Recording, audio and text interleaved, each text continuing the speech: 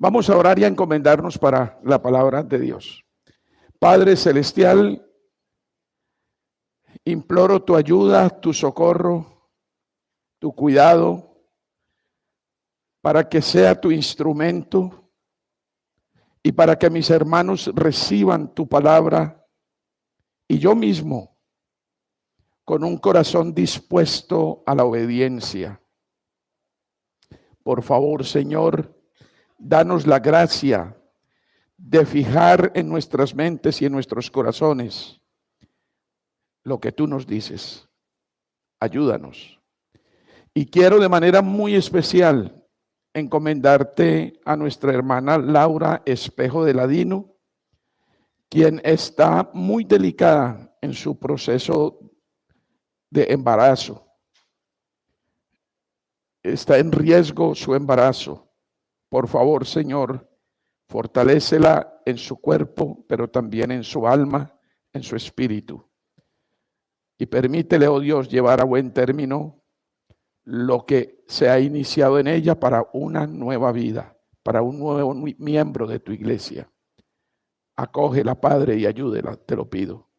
También te pido por nuestra hermana Andrea Carvajal, a quien no conocemos, pero que nos ha suplicado que pidamos por su señora suegra, que tiene cáncer terminal y necesita conocer a Cristo. Ayuda a Andrea para que ella pueda, oh Dios, presentar el evangelio y hacer una discípula de su señora suegra para salvación. En el nombre de Cristo Jesús. Amén. Bien, estamos en la primera carta de San Juan. Los que no estuvieron el domingo pasado, pues ahí tienen en YouTube, tienen el sermón del domingo pasado, y sería muy bueno que lo escucharan para que tengan continuidad con lo que hoy vamos a hacer. Y entonces estábamos diciendo que el propósito de la primera carta de Juan, era darnos seguridad de salvación. Y por eso él tenía un foco muy preciso y era el verbo de vida, el verbo encarnado, Jesucristo, como autor y consumador de la salvación. Y concluimos el domingo pasado que un creyente verdadero se arrepiente y que un creyente verdadero confiesa su pecado, va a la luz, confiesa su debilidad, confiesa su necesidad espiritual, su pobreza espiritual, reconoce que solo por la obra de Cristo es lo que es y nada más. Si tienen la primera carta de Juan abierta en sus Biblias, vuelvan al capítulo 1, porque allí Juan nos dice por qué escribe la carta. Y lo que nos dice es que en el versículo 4 nos dice: estas cosas os escribimos para que vuestro gozo sea cumplido. ¿Qué es lo que pasa con una persona que no tiene seguridad de salvación? Lo que pasa con esa persona que no tiene seguridad de salvación es que no tiene gozo. ¿Y por qué no tiene gozo? Porque siempre está pensando que mañana está en el infierno. Que por cualquier cosita se pierde. Que lo que Cristo hizo fue una oferta, pero con condiciones. Ese es el gran problema del arminianismo. El problema de los que piensan que la salvación se pierde. Pero también es problema que nosotros no tomemos en serio el evangelio. Y vamos a ver cómo manejamos esas dos ideas aquí en esta mañana. Estas cosas os escribimos para que vuestro gozo sea cumplido. Ese era el propósito de Juan. Entonces caben unas preguntas. La primera pregunta que tengo en mis apuntes dice: había un ambiente generalizado en las iglesias apostólicas de cuestionamiento sobre el testimonio de los apóstoles. Parece que sí. Parece que tanto Pablo como Juan fueron cuestionados en su autoridad para enseñar. El mensaje original que ellos llevaron del evangelio fue puesto en tela de juicio por otros que creyeron que sabían más que ellos. Porque los gnósticos se jactaban de que ellos tenían el privilegio y la habilidad para conocer a Dios en profundidad y totalmente. Mientras que la palabra de Dios dice otra cosa. La palabra de Dios dice, y esta es la vida eterna, que te conozcan a ti, el único Dios verdadero, y a Jesucristo a quien has enviado. ¿Qué quiere decir eso? Vamos a pasar la eternidad conociéndolo, porque es que Él es infinito. Es imposible, es prepotente, es demasiada soberbia pensar que podemos comprender a Dios en su totalidad. Pero eso era lo que decían los gnósticos. Por eso decían, Juan está equivocado. Es imposible que Dios se haya hecho carne. Mientras Juan decía, no, yo lo vi, yo lo toqué, yo lo palpé. A mí me consta que vino, que estuvo aquí entre nosotros. Entonces sí había un ambiente generalizado en la iglesia apostólica cuestionando la autoridad apostólica. Porque recuerden que los gnósticos se metieron a la iglesia. Se autodenominaron cristianos, creyentes, y sembraban en la iglesia sus ideas. Otra pregunta que nos podemos hacer hoy es, ¿había un peligro para los creyentes en las iglesias apostólicas respecto de herejías, apostasía o negación de la verdad evangélica? Sí, por eso las cartas, por eso la acción pastoral de los apóstoles. ¿Y por qué tenía el apóstol Juan que asegurar que los creyentes tenían vida eterna? ¿Por qué? Porque era precisamente lo que se estaba cuestionando. Era precisamente lo que se estaba sembrando en la iglesia. Los creyentes no tienen vida eterna, no pueden saber si son salvos o no son salvos. Y algunos nos acusan a nosotros de orgullosos, de prepotentes, de soberbios, de arrogantes. ¿Cómo es posible que esos evangélicos dicen que ya están en el cielo? Que ya son hijos de Dios, que están salvos, que si se mueren hoy en día se van para el cielo. ¿Eso quién lo sabe? Nadie lo sabe, pero la Biblia lo dice. Dios lo dice. El que tiene a Cristo, tiene la vida. El que no tiene a Cristo, no tiene la vida. Punto. Sencillo. Claro. Una pregunta que nos debemos hacer muy interesante es, ¿había muertos espiritualmente en la iglesia y esparcían sus doctrinas de muerte? Sí. Por eso Juan está hablando aquí de pecado de muerte. Y por eso Juan está hablando de los que practican el pecado. Y por eso los está comparando con Satanás, que es el que peca desde el principio y nunca se arrepiente. Esta carta es muy profunda y nos lleva a nosotros a situaciones de mucha responsabilidad. Así que tengamos cuidado. ¿Cuán grande es la importancia del cuidado de la doctrina? Hay mucha gente que dice la doctrina no es importante.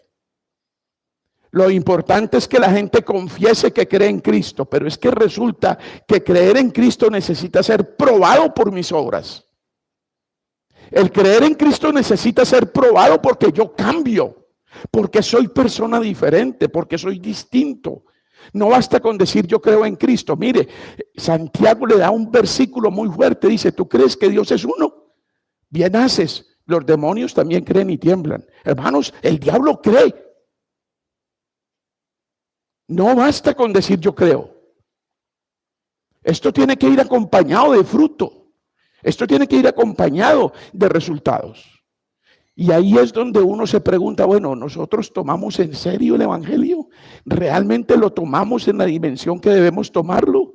¿Realmente nosotros estamos comprometidos con la verdad o la verdad para nosotros es relativa? Porque recuerden, el mundo de hoy se inventó una verdad y le está diciendo a la gente, su verdad es su verdad. Aunque para mí no lo sea, para usted es verdad. Y esa es su verdad. O sea, cada uno hoy tiene una verdad. Cada uno tiene un Dios, cada uno tiene un Cristo, cada uno tiene un cristianismo, cada uno tiene una religión, cada uno tiene una salida para su vida. Y eso está llegando a la iglesia, y a la iglesia están llegando personas que están regando esas semillas. Cuando yo enseño sobre educación cristiana, y este problema de la educación sí que es grave. Cuando yo doy clases de educación cristiana y doy entrenamiento sobre educación cristiana, yo siempre le pregunto a los padres de familia y les digo, bueno, ¿qué vida puede dar un muerto? Y claro, me contestan lógicamente, no, ninguna. ¿A qué me estoy refiriendo? Me estoy refiriendo a que ustedes mandan al colegio a los niños 40 horas a la semana o más, y lo sacan del colegio y los mandan para la escuela de música, y lo sacan de la escuela de música y lo mandan para el partido de fútbol, y lo sacan de fútbol y lo mandan para natación, porque quieren que sus hijos desaparezcan de la casa hasta las 10 de la noche. Ustedes someten a sus hijos a la influencia de muertos espirituales, porque esos maestros no son creyentes.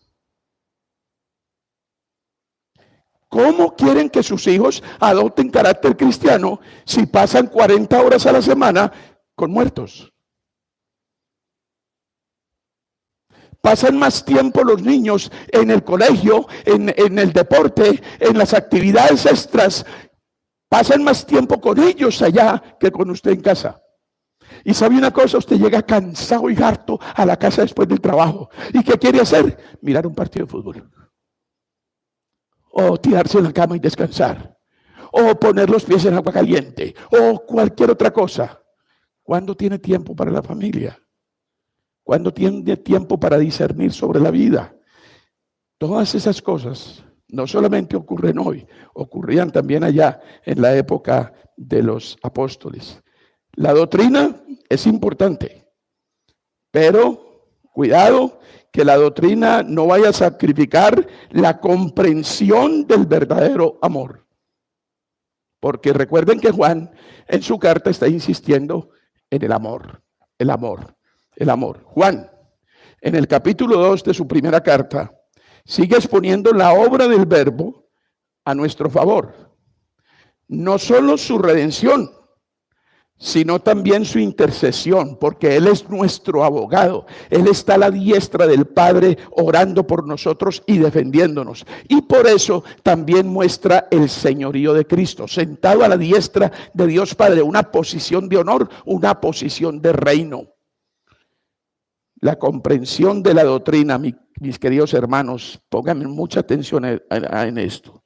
La comprensión de la doctrina, el conocimiento, se convierte en fruto de obediencia.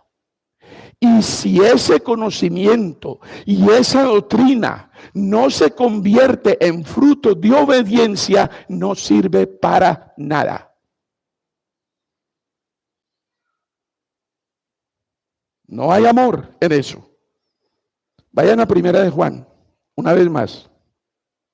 Capítulo 2.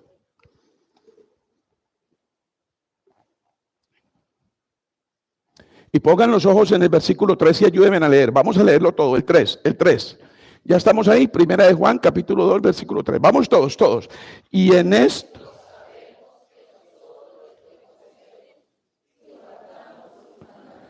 Yo soy muy comprensivo y yo entiendo que la primera vez le da a uno como temor. Vamos a leerlo un poquito más fuerte y oigámonos los unos a los otros. Otra vez, el 3, por favor.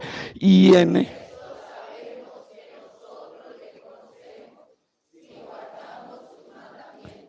Ahora, ¿qué tiene de raro ese versículo? ¿Qué tiene de difícil? Traemos aquí a un doctor en teología para que les explique qué significa eso. Está muy claro, es puntual. La palabra de Dios es asequible perfectamente para todos. Y el Espíritu Santo está trabajando en ustedes. ¿Qué es lo que está diciendo aquí? Dice, si usted conoce a Dios realmente, ¿qué pasa en su vida? ¿Quién no puede comprender eso? Ahora la pregunta necesaria que tenemos que hacernos es, ¿yo guardo los mandamientos? Vamos a irnos elaborando esa pregunta. De paso les digo, nadie, ni yo, ni usted, ni nadie guarda los mandamientos. Pero eso es lo que Dios quiere. Para eso es que Dios mandó a su Hijo, para desbaratar las obras del diablo y para que aprendamos la obediencia. La pregunta es, bueno, ¿qué estoy haciendo yo? ¿En qué nivel de progreso estoy? ¿Cómo veo en mi vida que está ocurriendo algo? Versículo 4. Ahí donde estamos en Primera de Juan, capítulo 2, el 4, todos, vamos. El que dice,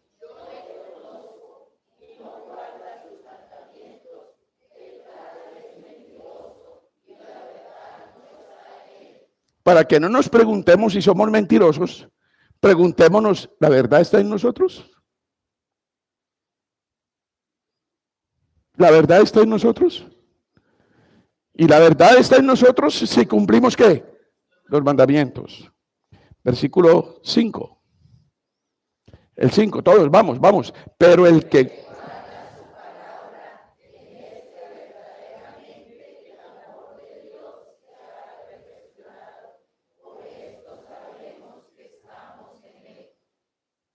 Pregunta sencilla.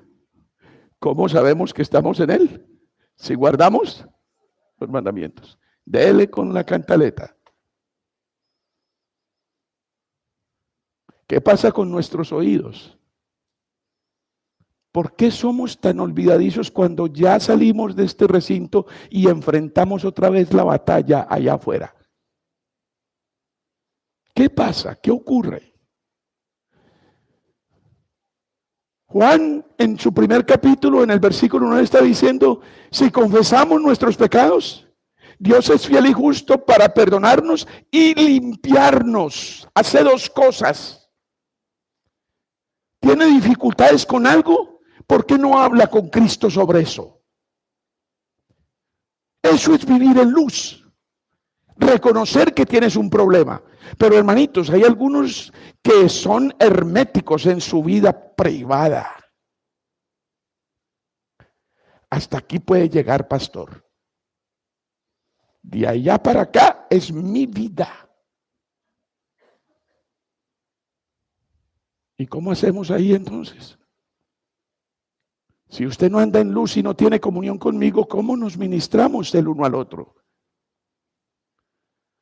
¿Cómo podemos decir que tenemos comunión? Y la comunión no es con nosotros solamente, la comunión es con los apóstoles y con el Padre y el Hijo. Y si no tenemos ese tipo de comunión, nos dice Juan en su capítulo 1, no andamos en luz, estamos en tinieblas. Versículo 6. El que dice que permanece en él, ¿qué cosa? Pregunta obligada.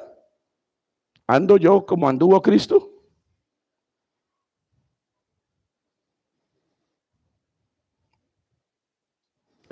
El fruto de obediencia llega a su culmen, llega a su pico más alto con el nuevo mandamiento. Juan en su primera carta habla de un nuevo mandamiento. No especifica cuál es, pero en su evangelio sí. Vayamos para el evangelio de San Juan otra vez. Eso lo vimos el domingo pasado, pero volvámoslo a recordar. San Juan, evangelio de San Juan, capítulo 13, versículo 34. Juan habla de un nuevo mandamiento, ¿no? El verbo encarnado, amor. Juan, Evangelio de San Juan, capítulo 13, versículo 34. Ayúdenme, me están ayudando muy bien con mi voz, gracias. Un mandamiento.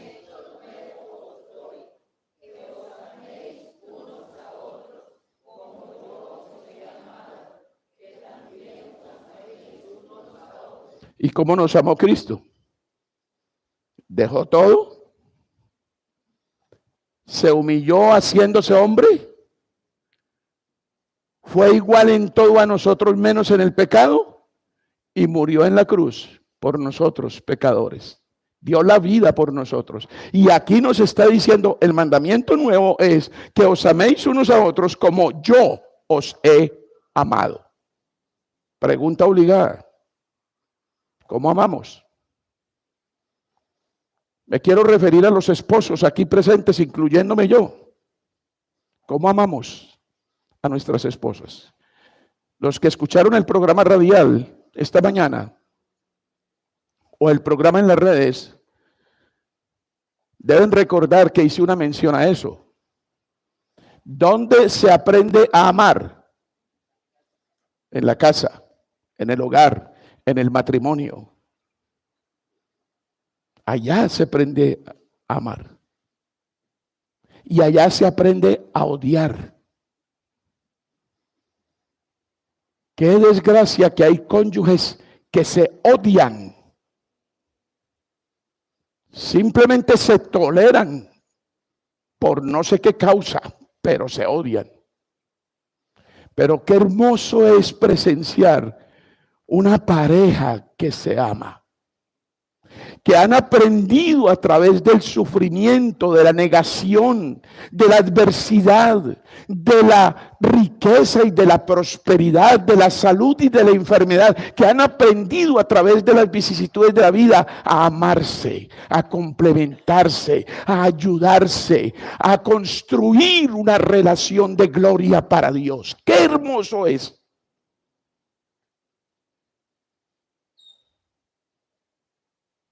Pero qué desgracia cuando nos casamos acariciando la idea, si esto no funciona, pues me divorcio. Me consigo otra. Cambio la de 40 por 2 de 20. Porque así llegamos a una caricatura del matrimonio, del diseño de Dios. ¿Por qué? Porque no aprendemos a amar, porque no hay disciplina de amor, porque no tenemos ninguna idea de lo que significa amar. ¿Quiere aprender a amar? Mire a Cristo. Analícelo. Vuelva a leer su historia, sus evangelios. Miren cómo ama a Dios. Y analicemos cómo se parece la manera nuestra de amar. Tenemos que recurrir a este texto que acabamos de leer en Juan 13:34, el cual es la referencia del apóstol en su carta, porque en el capítulo 2 de Primera de Juan nos lo dice concretamente, lo describe maravillosamente en forma práctica. Y contemplando todo lo que dice Juan respecto del nuevo mandamiento, como cúspide de la obediencia del creyente, nos debemos hacer otra pregunta. El que no ama a su prójimo, que obviamente no ama a Dios, peca de tal forma que su alma es conducida a la muerte. Vamos a Juan 3:36. Juan 3:36, Evangelio de San Juan, Evangelio.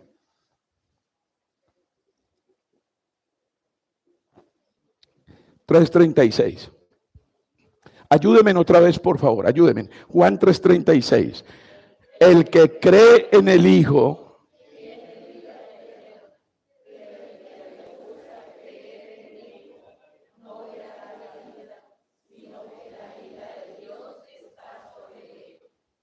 ¿Difícil? ¿Qué no le entienden al versículo? El que cree en el Hijo tiene vida eterna. El que rehúsa creer en el Hijo no verá la vida. Entonces, ¿qué va a ver? La muerte. Porque la ira de Dios está sobre él. ¿Y qué es la muerte? Eterna. ¿Qué es el infierno? El infierno es vivir bajo la ira de Dios por la eternidad.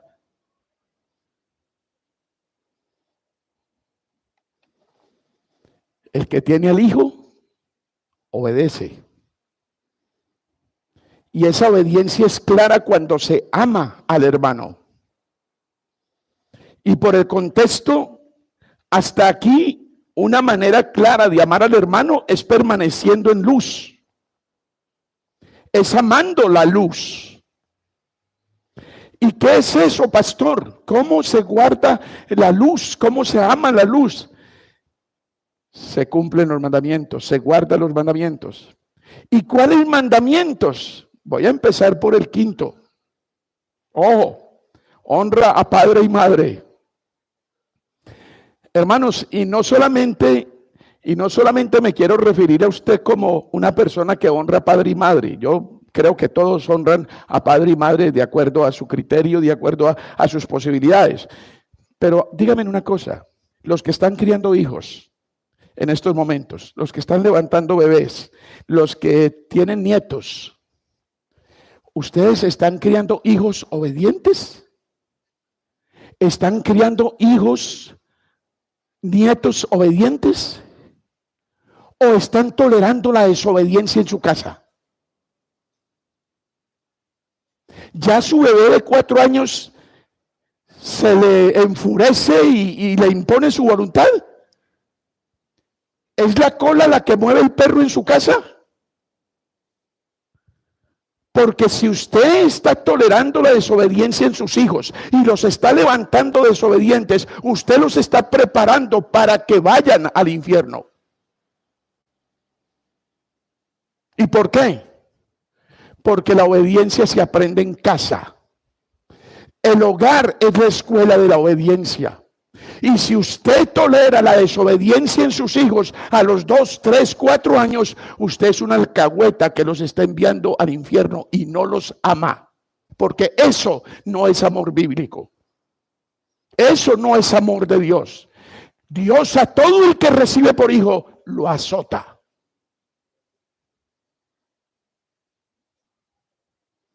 Pero hoy no, hoy la psicología moderna hay que aplicar en todo. Y los niños se volvieron los reyes, los tiranos, que ponen a los padres a hacer cosas aún imposibles con tal de tener sus caprichos. ¿Qué estamos formando? Estamos formando desobedientes para con Dios. Nunca van a entender lo que es la sumisión y nunca van a entender lo que es amar a Dios, cumpliendo los mandamientos.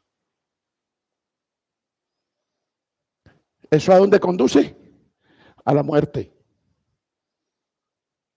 Entonces, mire, de aquí de esta iglesia se han ido más de 3, porque yo no he corrido a arreglarle los nietos y los hijos. Porque tienen un lío con su hijo adolescente, con su hijo de 16, 17 años. Una señora aquí me decía que su nieto le había roto el brazo, se lo había quebrado, que le había golpeado, que fuera. Y yo le decía, pero ¿qué puedo ir yo a hacer? A decirle a su nieto de 23 años que deje de fumar marihuana si ya no puede con eso. No conoce a Cristo, no sabe quién es Cristo. Usted no se preocupó de darle una formación. Entonces, ¿cómo quiere que el milagro ocurra ahora, después de 23 años de descarrío? Y el pastor tiene la varita mágica para ir y arreglarlo. Entonces, es trabajo de los padres. Honra a tu padre y a tu madre. Pero sabe una cosa, padre, para que tu hijo te honre, tienes que enseñarlo cómo se hace. Otro mandamiento: no mates, no asesines, ni aún con el enojo. Porque el que se enoja, dice el capítulo 5 de San Mateo, el que se enoja con su hermano, ya lo mató. Otro mandamiento para cumplir: no cometa adulterio, ni con el pensamiento. Porque el evangelio de San Mateo en el capítulo 5 dice: si tú deseas en tu corazón a una mujer, ya eres adúltero. Mujercitas, si ustedes desean, porque ahora como ustedes se destaparon, si ustedes desean a un varón en su corazón, ya cometieron adulterio. Ese tipo de estándar es el que puso Dios. Ese tipo de estándar para podernos relacionar con Él y con el prójimo. ¿Y cómo jugamos con eso? ¿Cómo lo asumimos? Claro que no somos capaces, claro que caemos, claro que tenemos malos pensamientos, tenemos malos deseos, claro que sí caemos, pero ¿qué tenemos que hacer? reconocer que ofendemos a un Dios bueno, santo, recto, justo, y córrale y pídale perdón y salga a la luz y vuelva al camino y luche para que mate el pecado en su vida. Él le prometió su gracia. Ya Cristo murió por usted en la cruz. Haga algo para identificarse con la muerte de Cristo. Porque si usted no muere con Cristo, usted no resucitará con Él. ¿Se dan cuenta que en el sermón estamos hablando de vida y de muerte, vida y de muerte, vida y de muerte, vida y de muerte? ¿Qué es el pecado de muerte?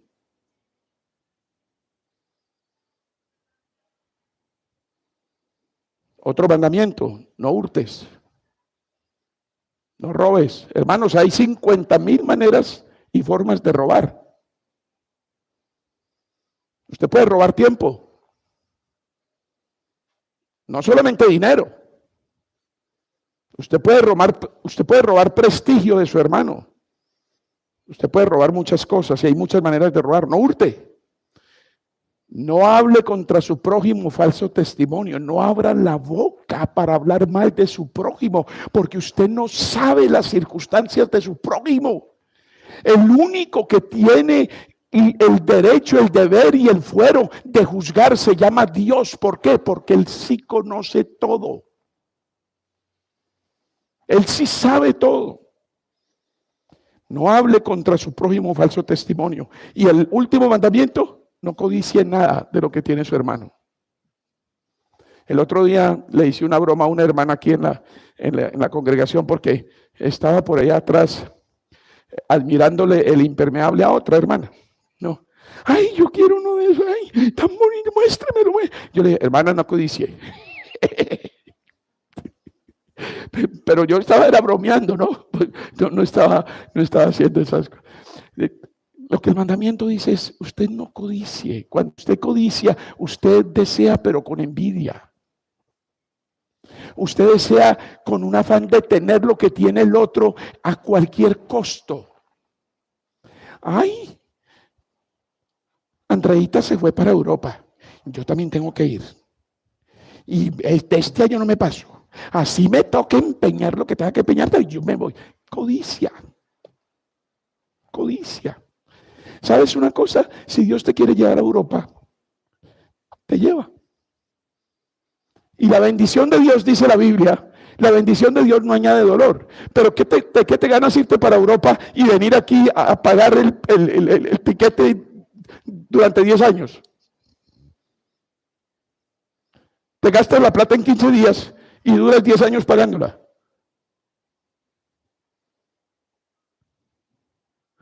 Los mandamientos hay que cumplirlos.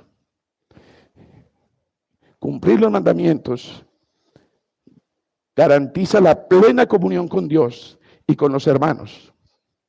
Esto garantiza una verdadera comunión cristiana. Y cuando hay verdadera comunión cristiana, pues hay luz. Andamos en luz.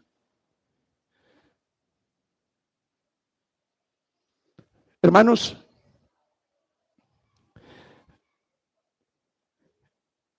los mandamientos ustedes los escuchan cada rato. Y claro, no podemos con la ley. Pero ¿saben una cosa? Hubo uno que sí pudo. ¿Sabe cómo se llamó? Jesucristo. Y ¿sabe otra cosa? Él te reemplazó en la obediencia. Él hizo lo que tú y yo no hacemos.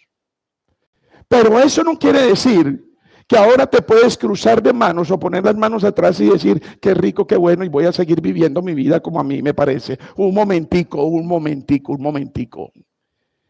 Si tú crees que Cristo es tu sustituto, tu vida cambia. Tu vida cambia. Hay frutos de arrepentimiento. Hermanos, y yo no sé si esto se volvió una cantaleta ahí, que se volvió un estribillo que ya lo escuchamos en cada sermón y es como, bueno, ya fuimos el domingo a que nos cantaran la cancioncita y ya nos fuimos, ya, hasta luego. Vine a oír culto. Hermanos, algo tiene que pasar en sus vidas. Algo tiene que pasar en mi vida. Mire, no alcanzo a llegar por la hora, no alcanzo a llegar donde quería llegar en el sermón hoy, pero la lectura, magnífica lectura que hizo Rubén hoy en Jeremías. Yo no sé si a ustedes los conmovió, pero a mí me puso a llorar allá. Cómo Dios le decía al pueblo todas las barbaridades que practicaba. Y les dijo, los voy a dejar. Los voy a dejar. ¿Cuántas veces les he predicado sobre Romanos 1? Si usted le da la espalda a Dios, Dios le da la espalda a usted. Y es terrible que Dios le dé la espalda, porque dice que lo entrega a toda clase de pecado. Lo deja libre, viva como quiera, haga lo que quiera. Hermanos, antes de irnos y antes de terminar, quiero que vamos a Proverbios, capítulo 1, y con esto vamos a terminar.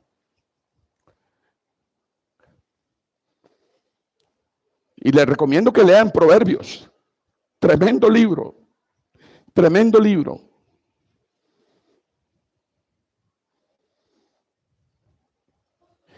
Pero como no tenemos tiempo, vamos al versículo 23. Capítulo 1, versículo 23. Capítulo 1, versículo 23. Dice en el versículo 23, volveos a mi reprensión. He aquí, yo derramaré mi espíritu sobre vosotros. Pero, ¿qué es lo que tenemos que hacer? Volvernos, convertirnos, arrepentirnos. Versículo 24. Termina el versículo diciendo, y os haré saber mis palabras. Ahora, ¿por qué usted no sabe las palabras de Dios? ¿Por qué se le olvidan? Bueno, versículo 24. Por cuanto llamé y no quisiste oír, extendí mi mano y no hubo quien atendiese. Sino, el 25, sino que desechaste todo consejo mío y mi reprensión no quisisteis. Versículo 26, todos, ayúdenme todos, el 26. También...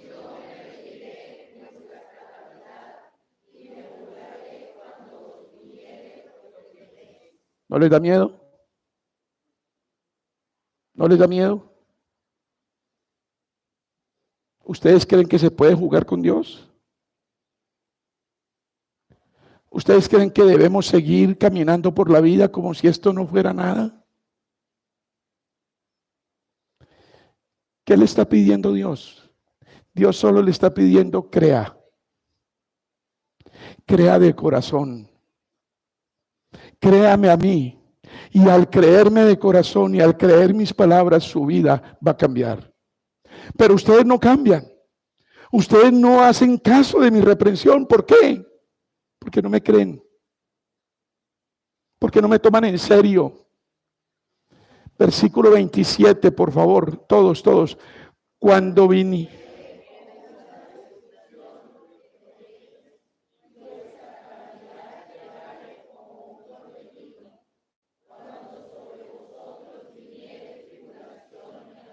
El 28.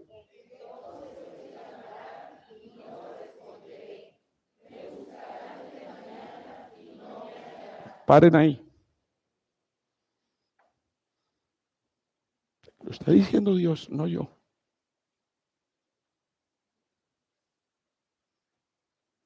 Hay oraciones que no son escuchadas.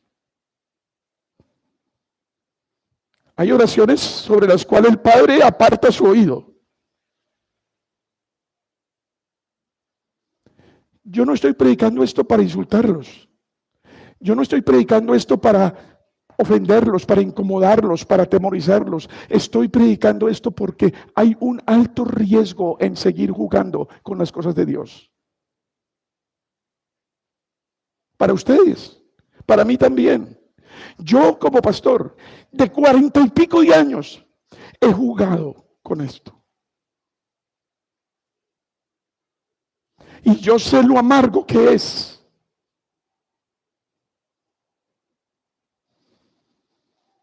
Y yo sé lo difícil que es vivir en contra de mi Dios, con Dios de espaldas. Que Dios los libre. que no pasen por esa experiencia porque es terrible. Pero vivimos tiempos peligrosos. Vivimos tiempos en un mundo que se ufana de darle la espalda a Dios, que no los conmueve en nada. Miren lo que les está diciendo Dios. Léanse todo ese capítulo 1 de Proverbios. Guárdenlo en su corazón. Tomen experiencia de eso. Y todo esto a raíz de lo que Juan dice en su carta. Hay un pecado de muerte por el cual pido que no oren. Y ahí está mi problema. Mi problema no está en cuál es el pecado de muerte. No, yo tengo claro eso. Yo entré en conflicto un poquito cuando él dijo, por lo cual pido que no oren.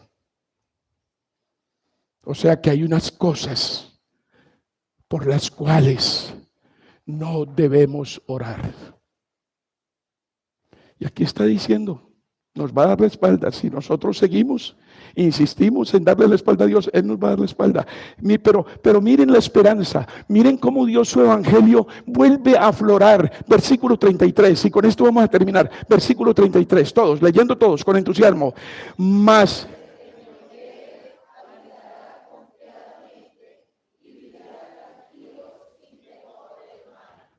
Por favor, con más entusiasmo, esa promesa, ¿cómo no la van a recibir después de haber recibido tanto garrote? Vamos al 33 con entusiasmo, vamos todos. Más.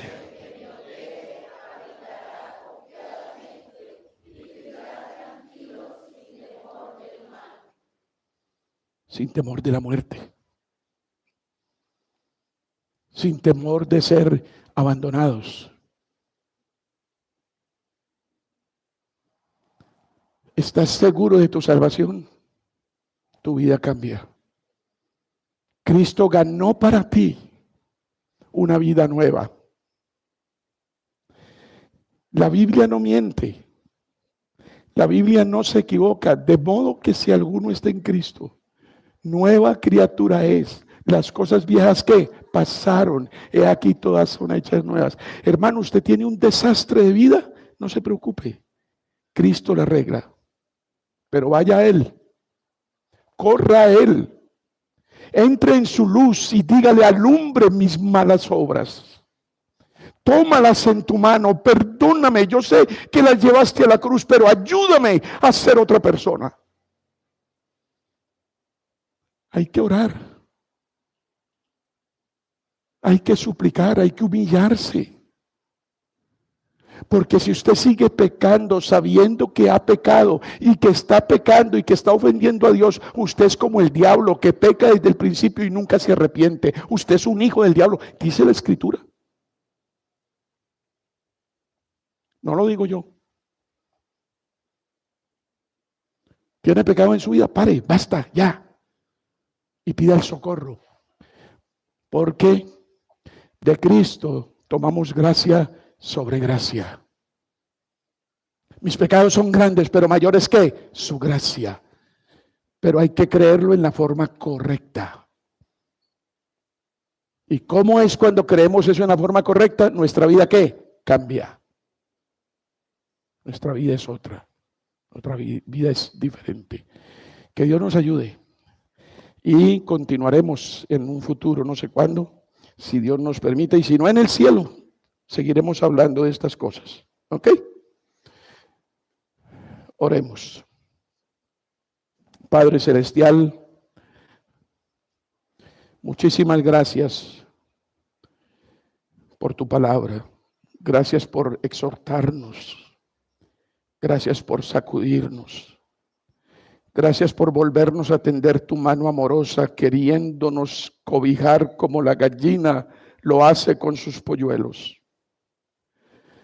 No permitas que seamos como la Jerusalén dura, que no escuchó, no vio y te condenó. Ayúdanos a nosotros a tomar tu amor tierno, a abrazarte con todo el corazón y a obedecerte. Danos esa gracia. Bendice esta congregación. Padre, te estoy pidiendo que avives esta congregación.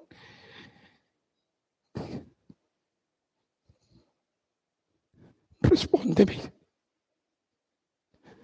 Por favor, respóndeme. Avívanos, avívanos, avívanos, porque vienen tiempos muy malos, muy difíciles. Necesitamos honrarte, glorificarte y proclamarte, aún con la sangre, si fuere necesario. Ayúdanos, danos la gracia, bendícenos. En el nombre de Cristo Jesús. Amén.